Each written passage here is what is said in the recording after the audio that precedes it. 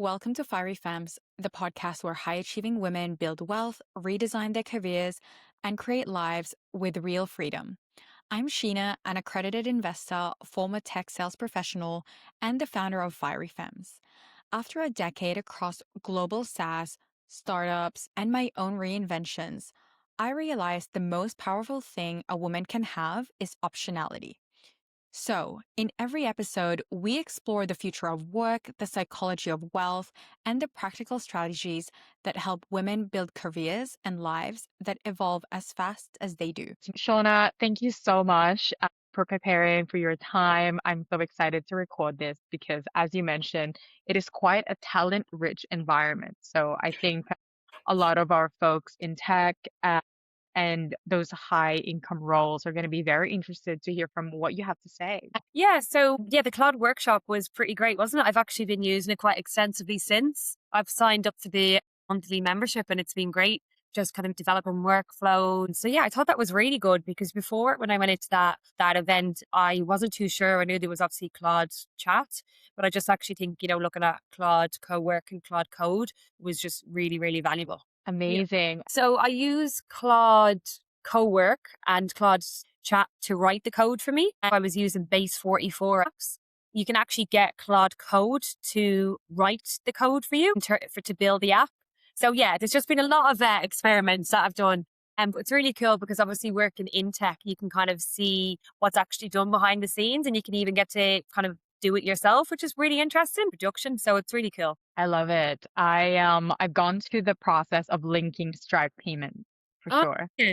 Yeah, so like created a few, and my choice of vibe coding tool is Lovable, Okay. and just like playing around with that. And similar to you, how I use Claude is I'll create like the wireframes, the concept, like testing it and like reasoning with Claude and myself, and creating the prompt for Lovable.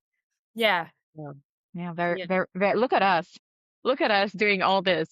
I know, because I was just playing around with Claude Code and then it was saying I needed to download Node.js for something.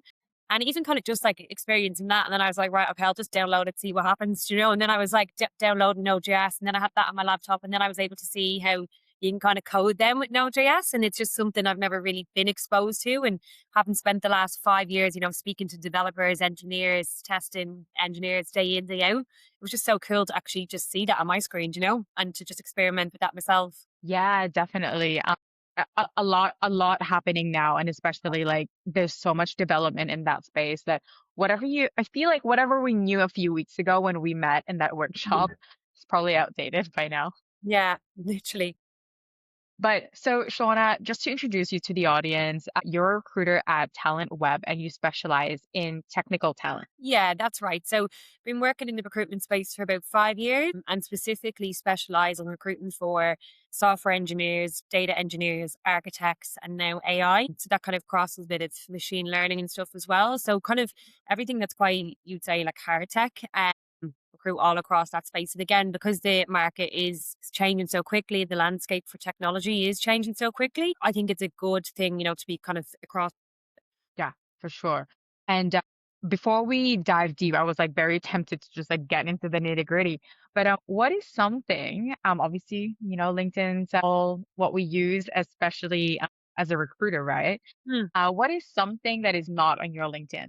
Well, something, but I actually probably is, but I came from a finance background. So I was actually a qualified financial advisor, done my exams for my QFAs in Ireland, they're called. So qualified financial advisor, graduated with a first class honours in business and commerce. Back at home, moved out to Australia when I was 24 from Ireland, Dublin. So I've been here for 7 years. Absolutely loving it. I've travelled pretty much all of Australia, except Adelaide. I've not been to Adelaide yet, but it's on my list. Yeah. So I've got a camper van with 10 of my girlfriends. We drove down from Darwin in the Northern Territory all the way down to Perth. And we've done the East Coast. We've went to Melbourne, Tasmania. So yeah, I like to travel. And I actually love country music as well. I'm always at every country music concert. So that's probably not on my LinkedIn either. So would you say that you've been to Tamworth during their music festival week? I have been to Tamworth. It's great. I went to, have you heard of CMC? It's in Ipswich, I think it's called. It's an hour outside of Brisbane. really, really No. good. So it's actually like Tamworth on steroids, I would say. So you've got really good country music artists. So have you heard of Riley Green? No, I'm No. not a country All right. music. Okay. Yeah. I'll listen to like the pop country, which probably is there's a lot more country Mm. music, but I would listen to like is it Teddy Swims? Like, Oh, for me yeah. that's country, but maybe it's not. Yeah, he's kind of country, yeah. Well, I'd recommend it. CMC is like a music festival. No one seems to know about it in Australia, but it's like it actually goes on for weeks. You can camp there for a week. But me and one of my friends, we just went for 3 days, so 3 nights camping, and you wake up and you're just waking up to country music singers on the stage, but they're very reputable. Like they're quite big artists that attend. So yeah, that's really good. But Tamworth as well is brilliant. What a vibe. That's Yeah. amazing. Thank you for sharing. And definitely you're missing out. Have Go to Adelaide. I mean, it's winter now as well. One of my favorite cities. I'll Mm. send you a list like when you go. But like such a great time. McLaren Vale, amazing wines. But Yeah. it's also because they also have a good nightlife. Right. Okay. Which I was so surprised, but because they didn't have lockout laws, had like lockout laws since 2015, 2014, 2015. Mhm. So the culture of nightlife has changed, as you can see. That's- But Adelaide didn't have that. So it's a great time. Oh yeah, I'll definitely put it on the list. 100%. Yeah, perfect. Well, thank you for that. Again, I wanted to talk to you about like the talent landscape right now, especially with like the business owners, what kind of candidates that they're looking for. And, with like AI and technology moving at the moment, what's the vibe of the business owners at the moment on the talent that they're looking for? Yeah, so it's definitely the goalposts are definitely moving as we discussed before. Things like literally are just the requirements are just changing every day, and you're kind of looking at. So it depends on where the business is at in terms of the maturity with AI, I would say, or just even their maturity with the technology landscape as well. So you'll find like a lot of kind of businesses where their core competency isn't specifically technology or software. So like maybe property companies, just some sales companies, wherever like technology isn't their core competency, they probably haven't even gone through a digital transformation yet. So that's like kind of moving over from legacy technology, having a lot of technical depth, and moving over to more kind of modern tech stack. So I think those kind of businesses are a little bit struggling because they don't know where to start in terms of the requirements and what they're looking for, because they're still working on such a legacy outdated platform. And then they're trying to keep up to date with AI and stuff as well. But obviously you can't be like executing like excellent AI platform or product or initiative if you haven't even kind of updated your current legacy platform. And then in terms of like your startup, scale ups, those companies that are definitely more kind of technology adaptable, in terms of what they're looking for, I'd say it's like there's a whole new range of roles that we're seeing at the moment. So AI has created a lot of different roles.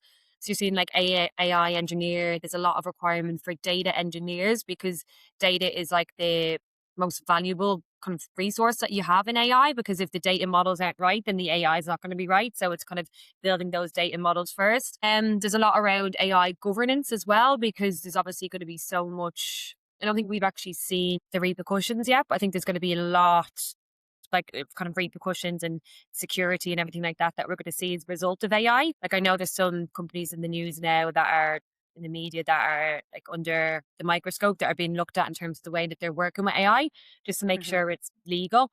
So I think there's going to be there is a lot around technical governance. So there's those newly created roles, first of all. And then second of all, in terms of the type of candidate they're looking for. So we're seeing AI is able to automate a lot of tasks now. Combank has actually got rid of their testing function altogether. So What? yeah, Really? When did that happen?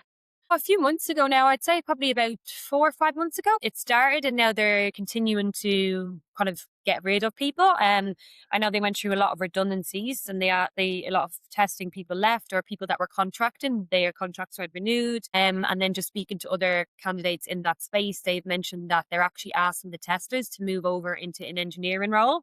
So they want this testing candidate to be a full stack engineer or some type of engineer, and then just do testing in addition to the engineering. So yeah, that's due to just a lot of testing being automated, and there's other functions within the software development lifecycle that has been automated too. So I think what really clients are looking for across the board is just kind of having that candidate that's more, has an entrepreneurial mindset.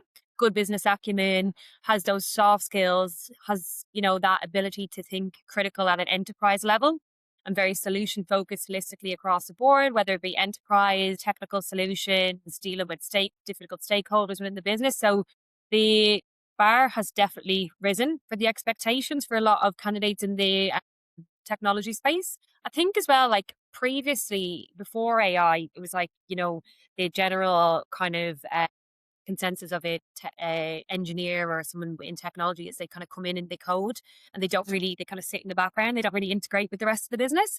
So we're definitely seeing that shift now because of AI and, hires are becoming more critical as well. And it's definitely kind of like a client market where there's a lot more candidates on the market than there is the number of jobs. So I think that, yeah, the bar has definitely risen and they want someone that is, as I said, entrepreneurial and at that enterprise level, everything that I've just listed there, in addition to being very technical savvy as well. Yeah, there you go. So soft skills are definitely more in demand now. That's what I'm hearing now. I saw that apparently, what was it? Like girls in, is it social marketing, PR, girls in spam are like the new girls in STEM. Okay. Because not back in the days, like there was a huge push for being technical, like the analysis part, the technical skills developing. But again, those are the tasks that's getting automated. Whereas being social, soft skills, it's so hard to replicate. So yeah, definitely being social is having a moment. It really is, yeah. And I think that's a great thing about, the events that myself and yourself met at is actually going out and, meeting people and, being in the Yeah. room and have those conversations, asking those questions. I think that's what really makes, someone stand out in this market as well. Is just kind of that curiosity as well, that you're not able to get out of AI if the companies are saying we don't need engineers, we can just get AI to do it.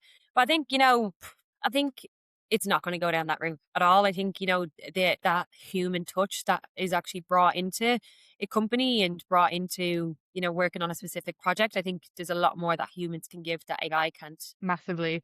I have a lot of technical friends. One runs a web dev agency, and he's getting a lot more requests to fix code, Yeah, like from vibe coding tools. So I think it's going full circle. exactly. And I think there's so much noise as well in the market at the moment. So like we're all for posting on LinkedIn and everything, but I think, if you open Instagram, if you open any kind of platform at the moment, it's just someone selling their product, and it's something maybe that, there's so much more, as I said, noise, and there's so much more products out there because people are able to kind of jump on and build something end to end using AI.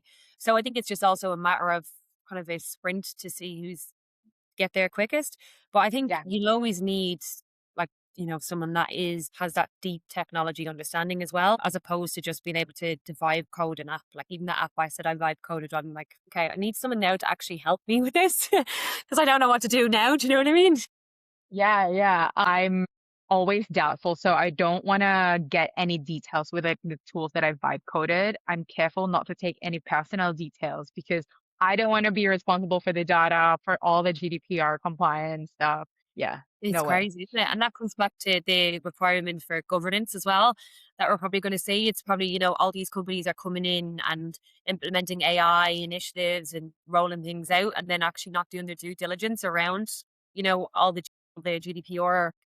A lot of companies are implementing that without doing their due diligence. And then I think that's going to be a major repercussion that we're going to see is, things being audited and just kind of saying like, well, you haven't followed any of the legislation here. And yeah, I think that's going to be massive, to be honest. Huge, huge. So I had to Google it. I'm having flashbacks of me completing my GDPR compliance when I was at LinkedIn. It's Oh, the General Data Protection Regulation. right. Okay. Yeah. Because I remember I was actually working in a bank at the time when that was implemented in Ireland. And I don't know how I can't remember that, but I remember just being literally drilled into my mind. Think at the time all the companies had to scramble because there was like a timeline for it too. Yeah. Yeah. Anywho, so going back, I wanted to ask because you must see a lot of CVs now, and there I know that with ChatGPT and like CVs, there's apparently a big spike of applications that look perfect. Like they look like they're the perfect candidate because you can tailor it. very easily. How do you filter out those like ChatGPT or Claude generated CVs? Yeah, I think like I wouldn't even say they're perfect now, to be honest. I'd say the ones that are done on ChatGPT just aren't perfect at all because the minute you look at a resume, you're able to distinguish if this is written by AI. Firstly, you've obviously got your long M dashes that everyone's aware of. So if you're not taking the M dashes out of your CV and you use ChatGPT, then that's a red flag. What a lot of candidates are doing are they are using the JD, the job description, and then they're putting in their experience and they're saying, write me a resume based on this job description, and then they're applying for it. So you'll also see a lot of the key words and the key requirements are highlighted in bold as well, because it's like ChatGPT telling you this is what I've done for you. You know, these are the words that we've put on to highlight. So there's that. And you've got like these ridiculous emojis and stuff as well all over the resume and Wait, ChatGPT. there are emojis in the CV. Yeah, yeah. There's like just like even in the personal details, you can tell there's like the phone, and then you've got the email emoji, and yeah, and it's just written in the same font. I don't know what the font is, but it's ChatGPT. But you can literally tell when you open the resume because I think like yeah. So the way to kind of distinguish that is yeah, just those for first instance, like you can tell straight away. It's also written in like a very kind of like paragraph blocky format, which is just isn't Mhm. good. Like you're not really telling the story of your experience. And I'm just seeing so many candidates sell themselves short because of this. In particular, like it's difficult for a lot of you C level candidates or more senior candidates that have so much experience. And I Mhm. do definitely sympathize with that and understand that. With a lot of candidates, it is hard to put all your experience into one resume.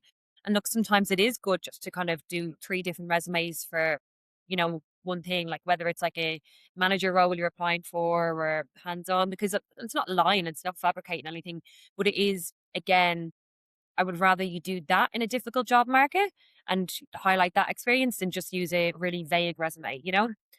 Yeah. So yeah, like so I think and even now when you just see a resume that's not written by ChatGPT, you're like, yes, when someone has actually sat down and, you know, spent time and really kind of thought about, okay, look at each role, you know, your most recent roles in the last 6, 7 years and really remember, okay, what did I actually achieve when I was there?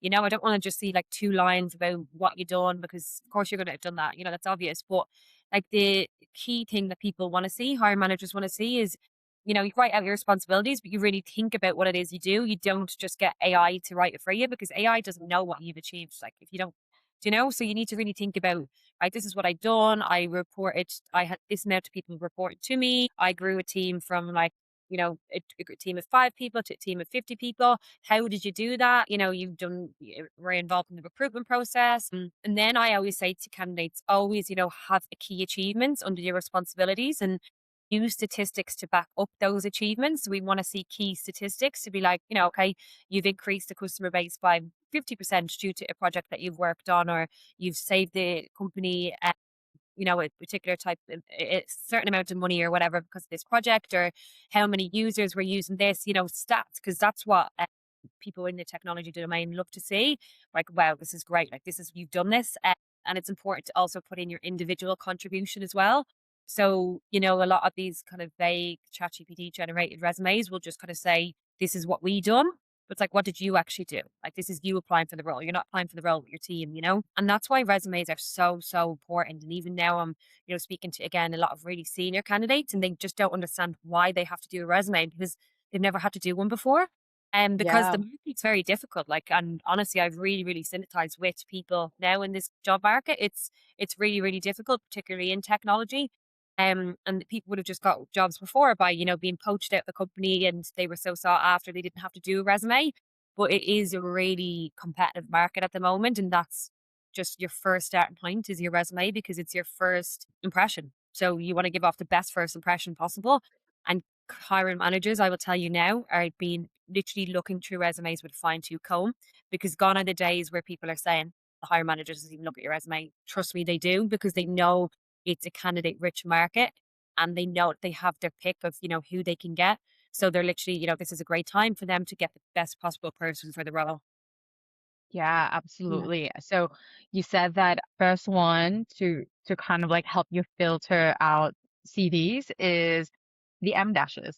So Yeah. the M dashes just dead giveaway. Emojis, block style, like long paragraph way of writing the font, not just like very generic Mm, way of saying things yeah. kind of in line with the job description. Okay.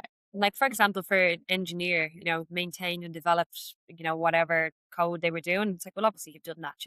But it's like, what substance? Like, you want to see substance, you want to see something that makes you stand out. And again, using statistics and your key achievements and your individual contribution really stands to that. And that's across all domains, not just technology as well. Yeah, yeah, absolutely.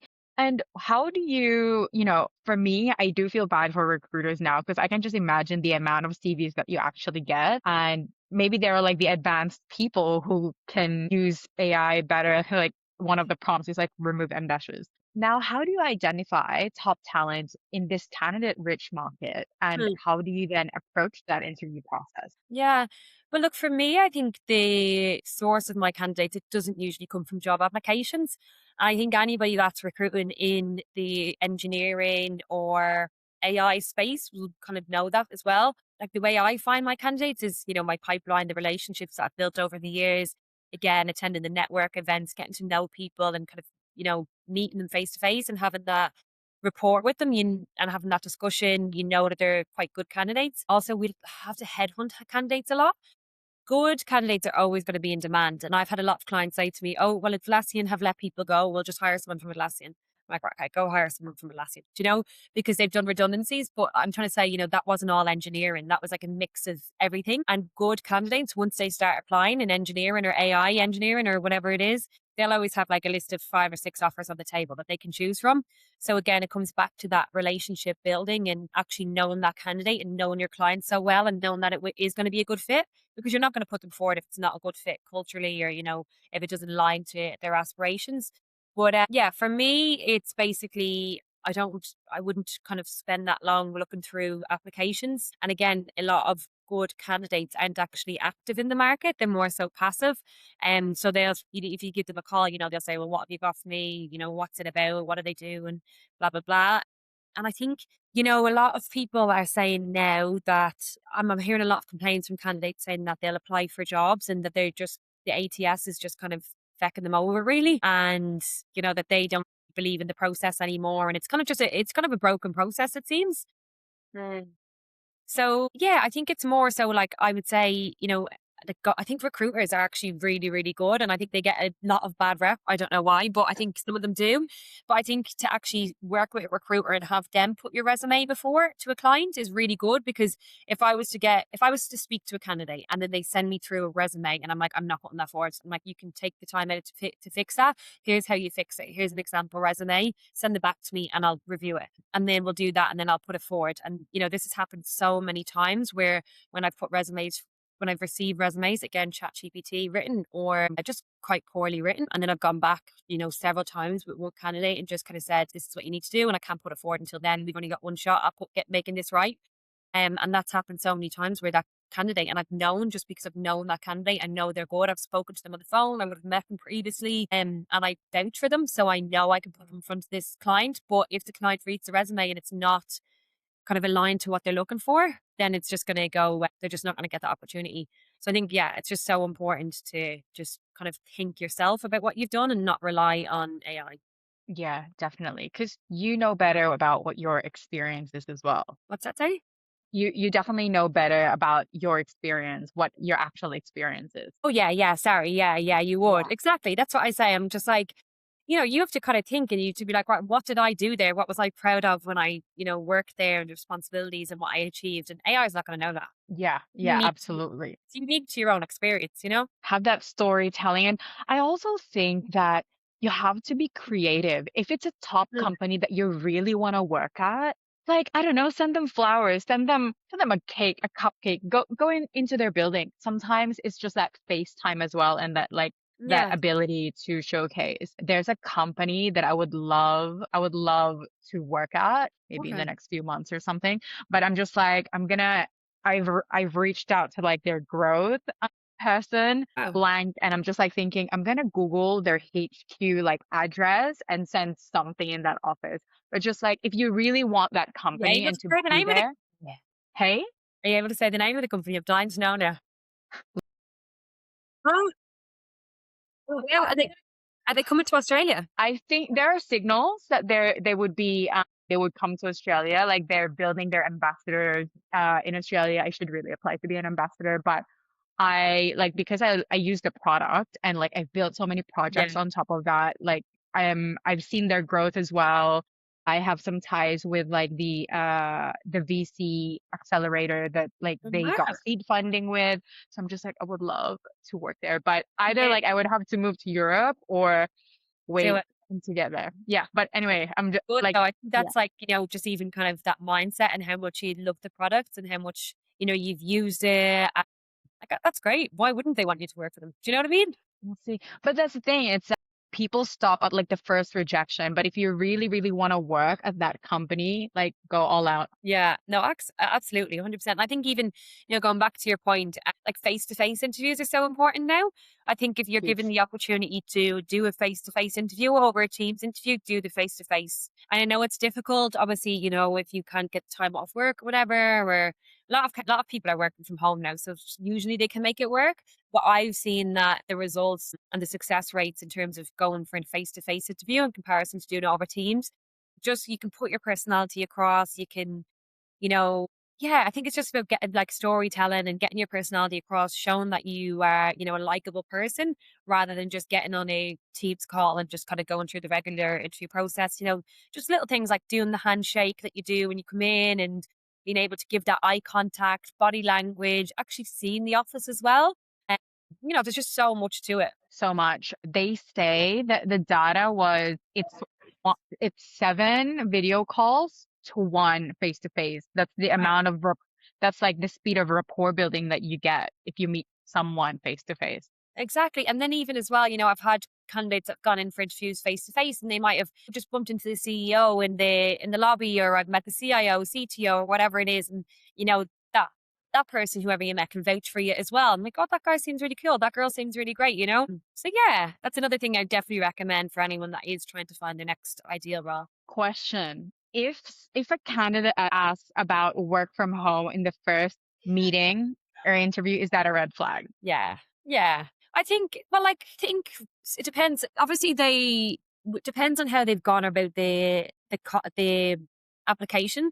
So if someone's working with me, I will always tell them what the work from home situation is, because obviously I'll know that, and ask the recruiter that, or ask the internal talent acquisition. Or if there's someone else to ask other than the hiring manager, ask them, before you go, because also you want to know what the work from home situation is before you dedicate your time and that to actually attending an interview if they don't align to whatever your requirements are. So I'll always tell a candidate before when I speak to them, for example, if I have a client that you need to be in Tuesday, Wednesday, and Thursday, and that's just the way it is. Unfortunately, there's no negotiations. This is the way that they are set up. And everybody loves a bit of flexibility, but this is just what this client is looking to do. And they're the one paying at the end of the day. So it's you kind of just have to get on board with it. And then there's other clients that are just more flexible and they're happy for someone to come in, 2 days a week, and that could be whatever, and that's fine. But I'll always set those expectations at the start. And Mm. sometimes when I get a candidate that goes into an interview and they ask about the work from home situation, I would have said, I've told you this, and like, it doesn't look good on you, it doesn't look good on me. We've had this conversation.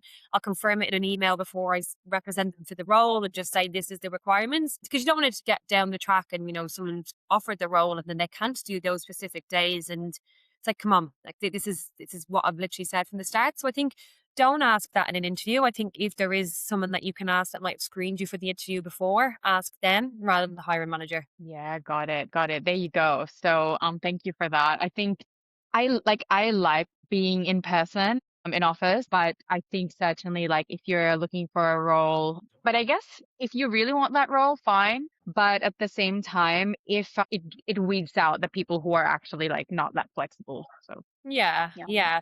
And I think like absolutely, I think work from home is a great opportunity to have, and I think there's so many benefits of it. But I just think it depends. Like, it's case by case basis. I think some hiring managers can say, why did they ask me about the work from home situation? Like, they should know that already. So I think it's just good to kind of know your audience, I would say. Yeah, yeah, definitely.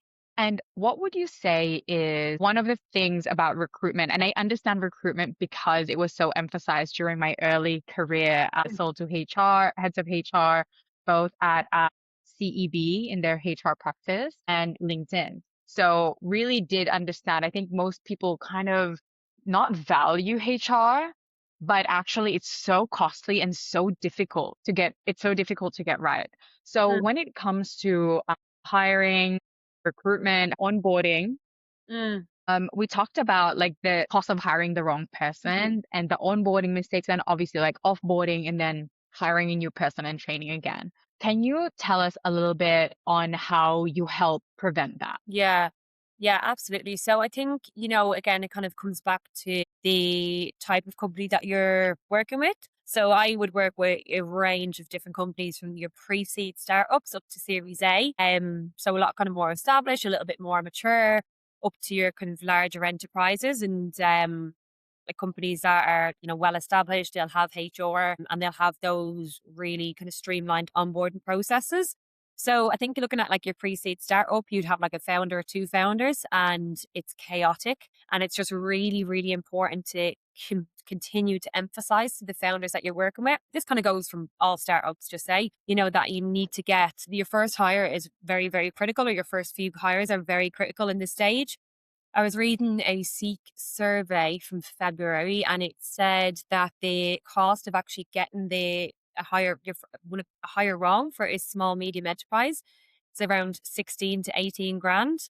So like that's the cost of getting it incorrect, and you could what companies could do at this stage is they can hire someone and they could be the best person for the job. But again, if the onboarding process, if they've not implemented a smooth and streamlined onboard process, the candidate can get in and be like, wow, this place is a bit mess. What's happening here? I wasn't given my laptop on the first day. I wasn't had my user logins. I wasn't able to work for the first 2 or 3 days because my tech wasn't working. And then they have like the pressure on them of being able to deliver, but the tech's not working, and just kind of having that like streamlined process. And then, from series, like for a kind of more mature company, from series A or whatever, you'll see that companies have started to implement people of culture, or they've brought in a HR person, and then their requirement is just kind of to streamline the process a bit more. But again, like I do see it when, there's so much to do, and like candidates come in on day one and they're just thrown completely in the deep end. And that's, definitely communicate to them that it is a fast paced environment and so on. But I think, you also need to be respectful of, and understand where the candidates are coming from in on the first day. I think, looking at something like a buddy system is really good, just to make sure they're getting that continuous feedback that, people coming in that like they want to do well, the majority of people want to be set up for success. This is their career, so it's good to, implement things like a one-on-one every month, or just kind of get that constructive feedback from candidates as well, because they obviously want to come in and succeed, but you're as the company is liable to set them up for success for as well as the candidate is, So yeah, just having those conversations day in, day out, and just reminding clients that, you need to do your job too in this sense. And, a lot of companies are really good for that. But I think a lot of companies at that kind of startup scale up phase more so struggle with it. Whereas companies that are definitely like more mature, they know the ropes, they know how it works, and they've learned from the mistakes and so on. But again, the market keeps changing. So it's just up to people like myself to continuously to have those conversations with them to, say this is where the market's at, this is what candidates want, this is what they don't want, and letting them go from there. Huge. Yeah, having a great onboarding that it's smooth, it's like ready to go. The amount of times that I've heard people like, I guess, like complain, like they go into this really nice, well-paid job and then they get into the company and it's like, I don't know who to ask about XYZ. This system, this data system that I need to use is not set up. Like the tools are not set up. So you're paying for a world-class talent, have the world class like process after that to take care of and make sure that they stay as well. Exactly. Yeah. Yeah. And, again, it comes back to the point that a lot of these kind of top tier candidates, they're always going to have people approach them for roles as well. So if you've gone through all that, effort to get them in the door, to do the interviews, to, finish the process and actually have them in the doors, get the paper signed, you want to keep them, and it's your job now to retain that best talent and kind of build that relationship, build that trust with them as well. And that's where you find most people are just so happy in their workplace, is when they know that their employer values them and trusts them, and it makes them want to stay. Yeah, yeah, absolutely. That's great to hear. And would you say that the kind of companies that you work for, you mentioned earlier, they're typically startups and scale ups? Mm, And would you work with pre-seed founders yeah. or usually? Yeah. Okay. Okay. Cool. Yeah, so a lot of pre-seed founders, and you're gonna see it's quite chaotic because they are growing at some of them will be growing at quite a rapid rate, and they just don't. That's like a really difficult thing for them guys because they just don't. It seems like they don't have the time or the resources or whatever it is just to kind of like or I mean, sorry, just to get candidates booked in for an interview, because they've got so much else going on. And I think it's, I actually really enjoy working with those companies just because they do really value you and they know, you know your stuff. And, I've worked with companies that have been pre-seed and now they're like Series A, they've been listed on the IPO. They've moved over to the US, they're in San Fran. And like, that's just really, really great to see. And you'll always kind of open up your LinkedIn or the news and you'll see really cool stuff about, what they've achieved. You're just thinking, that's great. I've actually worked with them. And then obviously, like as they grow, they'll probably get HR implemented and or they're growing it overseas. So yeah, sometimes you don't continue to work with them, but it's just actually, actually being able to say, oh, I've actually, grew their team, which is really cool. Yeah, I know that's amazing and great to hear it as well because especially like when they're growing, just different things are needed. So that's very inspiring to hear. Now, I wanted to ask you, you've been in finance before, which is Yeah. amazing. I want to quickly touch on that. What would you say? Did you work with the accumulators or the? So I was actually doing underwriting at a captives bank previously at home. And then I did my qualified financial advisor exams. So wasn't actually doing the financial advice side of things when I was working. Hmm. Hmm. Okay. Well, from studying that and from being exposed to that environment, what would be your top advice for, I guess, like women trying to build their wealth? What's a good industry to go to? Okay. Yeah. So, yeah, in terms of what I do, I think that to build my wealth, I've just become very focused on it really in just this year, really, which is probably isn't great. But I think, before I was all about live your life and travel and just enjoy your time here as well. I came over when I was 24, so I was quite young. And, you're moving, you're immigrating to the country. So you have to set yourself up, you have to pay for visas.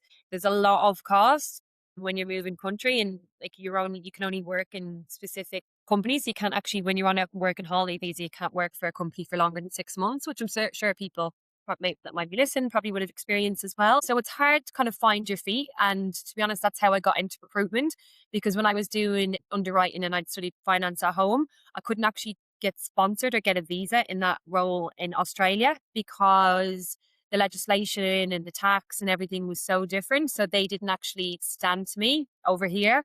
And then I was actually working for NAB Trade, so the investment platform before I got into recruitment. And then I got into recruitment so I could get sponsored really. And now I put through my permanent residency, so I'm waiting on that.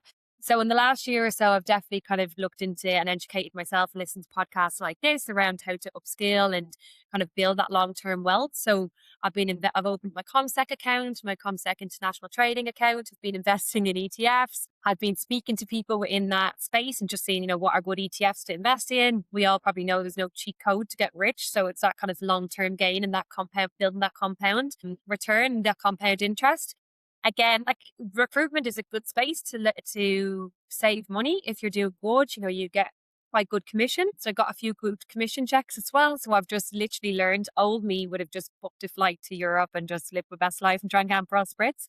But now I'm like, I put all my commission away and it's money that I don't have and I'll invest in it and I'll invest that commission check. Or I have also looked into buying an investment property as well. So I spoke to a mortgage broker around that.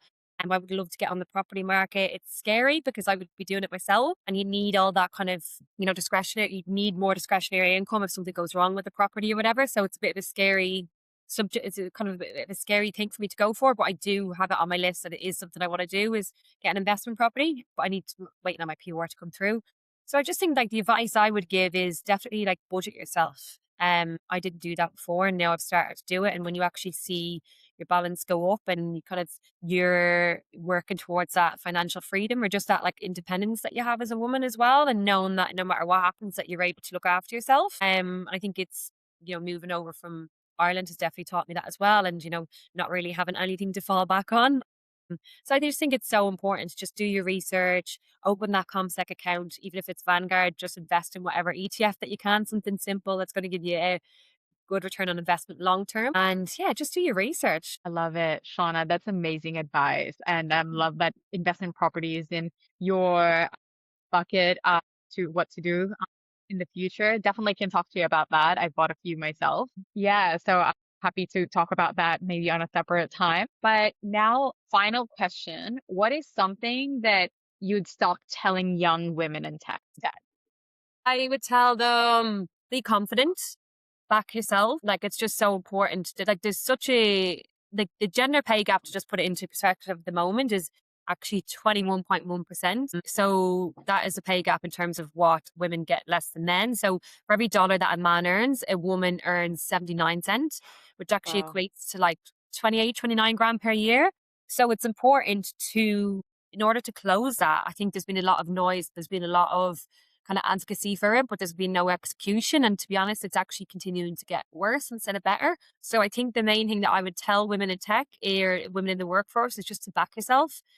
And, you've got every right to be in the room just as much as anyone else. And, the majority of companies are really like on board and they will be very supportive and so on. But unfortunately, there's a lot, particularly in technology, that aren't, because it is so heavily male dominated. And yeah, I think it's just important to tell them that, they deserve to be in that room, that they need to do their research and salaries as well. Look and really kind of do your due diligence in terms of what candidates in your market are getting, both male and female. I think it's a thing, around finance yourself. You probably know that it's good for women to speak about their salaries and talk about what they're on, and it shouldn't be such a taboo subject, because I see it myself. I'll speak to a female engineer and I'll say, "What are you after?" And I'm like, "Well, she's great. How is she only on this much?" And then I'll tell them, I'm like, "No, you should be on more than this and don't accept less than that." So for some reason, it's just like they don't actually have, females seem to not have as much kind of confidence or back in themselves when they're actually talking around salaries or, what their experience is. And, no dissing like men or anything like that. It's just the way it is. It seems to be that they have no problem kind of going in and being able to tell everything that they've done, being really confident. But maybe it's because of the fact that, it is heavily male dominated, that women might initially or naturally just feel a little bit less confident, and then they're not able to kind of be as confident in asking for pay rises or when in the interview process, and really able to sell themselves. So I think it's just about telling them be confident and that you deserve to be in the room. Perfect. And also to negotiate. I think that's what you were Yeah. saying as well. Definitely Oh, absolutely. negotiate, do your research. Yeah, definitely. Honestly, I feel like when you're in recruitment or sales or whatever it is, you kind of just negotiate on everything. So it comes so naturally to you. But yeah, like sometimes I forget it doesn't come that naturally to obviously candidates that you're working with, but always negotiate on salary. And you don't want to do it in a way, because I've seen it backfire before as well, where candidates come across, they're like, "I want 30K extra pay rise." You have to be realistic as well. And always trust like the person that you're working. If it's a recruiter, like trust them and telling them what you're on, because a lot of candidates will say, "I don't want to tell you what I'm on." Like, well, look, if you can't, trust me, then I'm not trying to pull the wool over your eyes, but you'll always, you want to kind of have that discussion around salaries, because if you're going too under or too over, it's probably just not going to stand to you, because the client's always going to ask, like, or want to know like the pay scale that they were on previously. And yeah, a lot of people just aren't really kind of out to get you, is what I'm trying to say. So just work with them. And yeah. Beautiful. Well, words of wisdom. I love it. Thank you, Shauna, for your time and your words of wisdom. This is amazing. I think I'm gonna get so much value from this, and so will the audience. Yeah, thank you so much. Thank you so much. It's been so fun. I've really, really enjoyed it. I really enjoyed it. I'm gonna stop this now.